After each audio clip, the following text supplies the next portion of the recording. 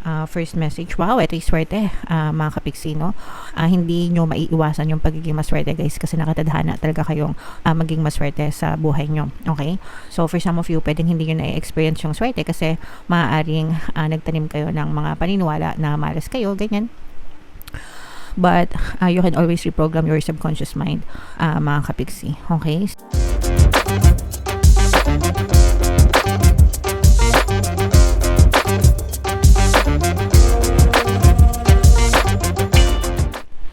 Hello guys, hello Libra, welcome back to Pinoy Pixie Tarot. Ang pamagat ng episode natin for tonight is messages from the universe para ngayong February to March, mga kapixie, para sa Libra, Sun, Moon, Rising, Sign, and Venus.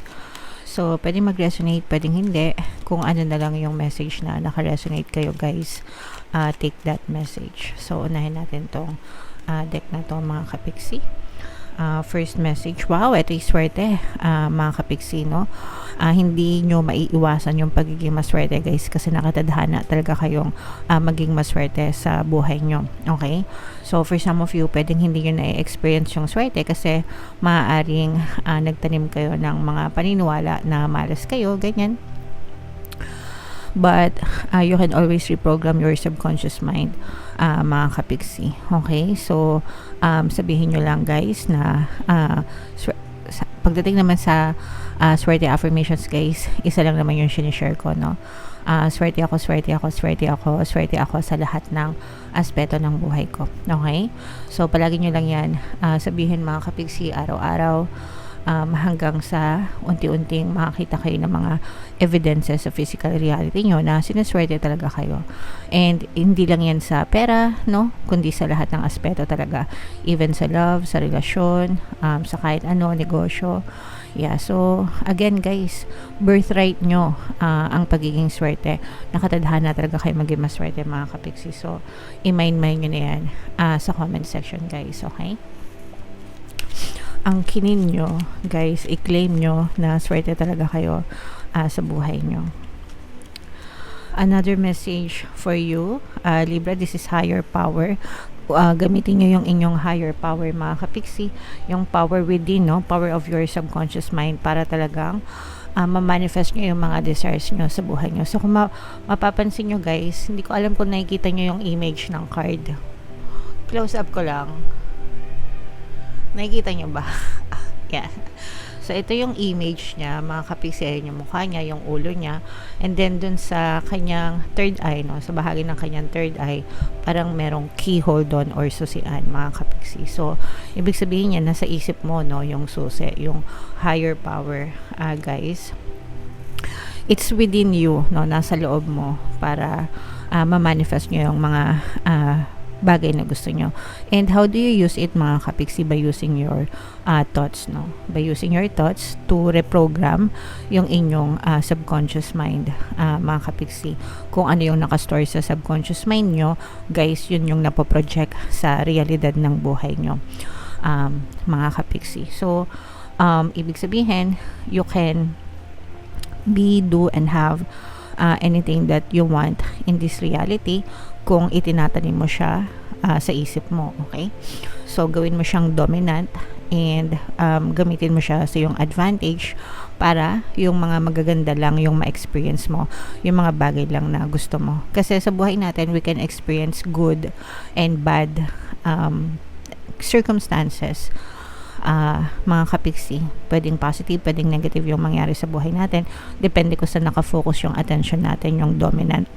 Dominant, no? Pag sinabing dominant, matimbang sa isip natin. Kaya natin kayo palaging ina-advise, guys, na think positive para palaging positive din yung ma-push out sa inyong physical reality. Hindi lang para i-motivate kayo to think positive, mga kapiksi. So, i-utilize nyo yung higher power nyo, guys. Napaka-powerful ng inyong mind to manifest anything that you want, and then the universe will give you what you desire based on your vibration, mga kapiksi, based on your energy, okay? So, sana naintindihan nyo. If in case hindi nyo naintindihan and gusto nyo matuto mag-manifest, guys, pwede kayo mag-join sa ating membership program. Click nyo lang yung join button dito sa baba ng video, okay? Alright, another message for you, Libra. New life, bagong simula guys, no? New life, new beginning, new start, bagong buhay, bagong simula. It's never too late to start a new life, mga kapiksi. And the way na gusto kong sabihin sa inyo to palagi is tuwing gumigising kayo, di ba? Kaya nga sabi nila, every day is a blessing, every gising is a blessing. So tuwing gumigising kayo, tuwing nabubuhay kayo sa araw-araw, binibigyan kayo ng chance ni universe na baguhin nyo yung buhay nyo dun sa gusto nyo. Okay? Para ma-experience nyo yung gusto nyo. And ibig sabihin lang nun, i-focus mo yung attention mo dun sa mga bagay na gusto mo talaga kaysa dun sa mga bagay na ayaw mo. Okay? And then, you just wait hanggang sa mapush out siya sa inyong physical reality, mga kapiksi. Kasi manifestation is instant. The moment na inisip mo siya, it's being embedded in your subconscious mind. Pero the evidence is delayed sa 3D. Ibig sabihin yung projection niya sa 3D, maaari kayong makita ng maka-experience ng delay because that's the process, okay? Pero mag-antay lang kayo and magtiyaga lang kayo hanggang sa mabago talaga yung buhay nyo, guys. Okay?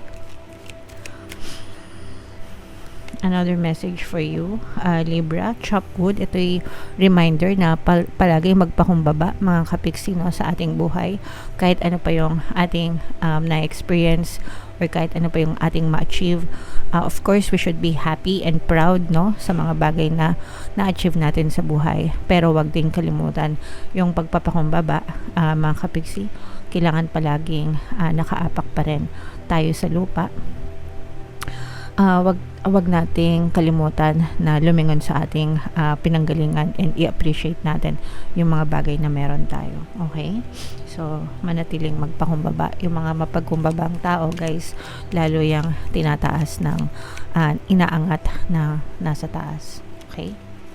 Another message for you, Libra. All that glitters. Ito, this is a reminder ulit, guys, na mag-ingat kasi hindi lahat ng kumikinang ay ginto. Sometimes yung ginto na haluan ng tanso. Yung tanso, siya yung fake, no? Yung ginto, siya yung authentic, mga kapiksi.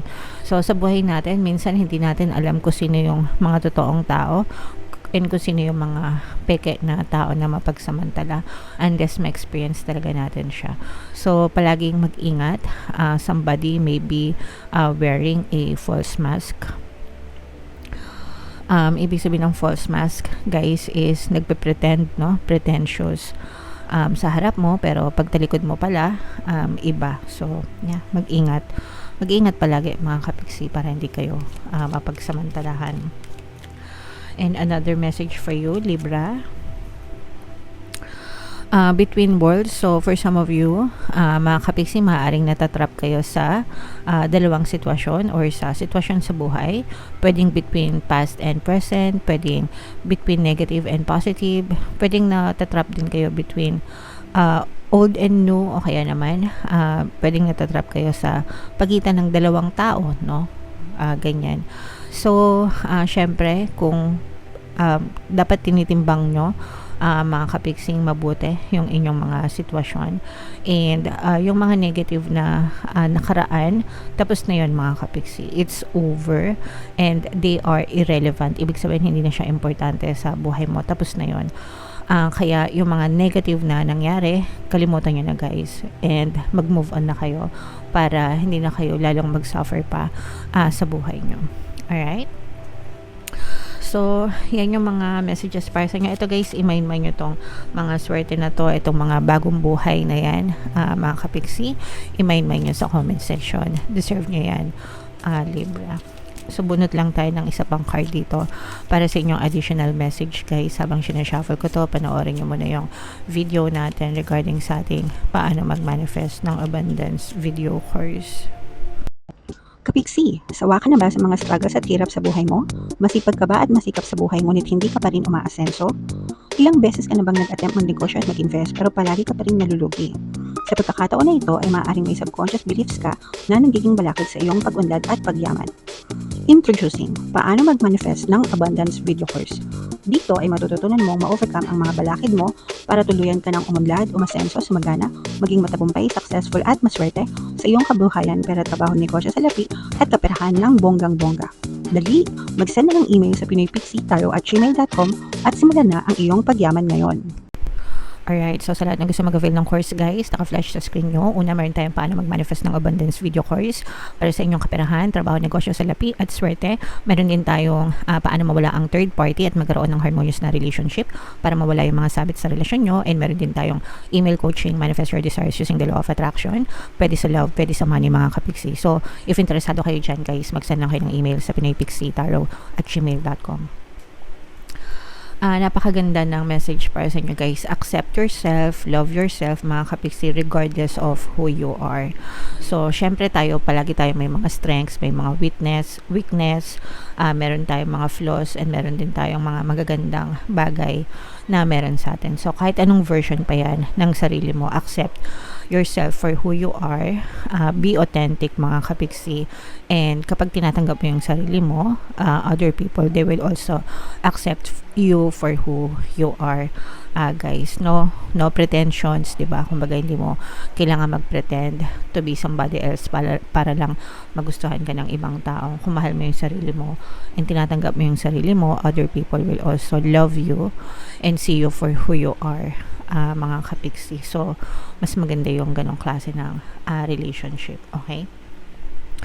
So, basahin natin to. Well, there's a time and place for self-improvement. Today's focus is on everything that's already great about you. Let go of who you think you should be and fall madly in love with who you are in this moment. When you accept yourself exactly as you are, you shift from living for tomorrow to appreciating today. Accept yourself, sweetheart. So, sabi ko nga mga kapiksi, no, lahat tayo may flaws, 'di ba? Meron tayong negative and positive side. So, this is for you to accentuate mo yung mga positive traits mo, yung mga magaganda about you, mga kapiksi, and i-eliminate mo yung mga hindi magaganda sa'yo, guys. And people will also see yung mga great things about you, mga kapiksi. Okay? Always guys, no? Palagi nyo tatandaan, eliminate the negative. Ibig sabihin, alisin yung negative, accentuate the positive, i-highlight yung positive, no? So, kahit nga doon sa mga readings natin guys, di ba? Kung mapapansin nyo, yung mga title madalas positive, pero pagka pinanood nyo yung video, combination siya ng negative and positive. So, hina-highlight natin palagi yung positive, and then yung negative, nagsisilbing babala sa inyo, guys. Okay? So, yeah. Comment down below, Libra, if feeling nyo naka-resonate kayo dyan for more tarot readings para sa Libra. Ito yung playlist nyo. Ito naman yung ating success stories ng paano mag-manifest ng abundance video course. Click here to subscribe, guys. Ito yung ating mga pampaswerte subliminals. Thank you for liking, sharing, and subscribing. See you again next time. I love you all mga kapiksi. Have a nice day. Bye-bye.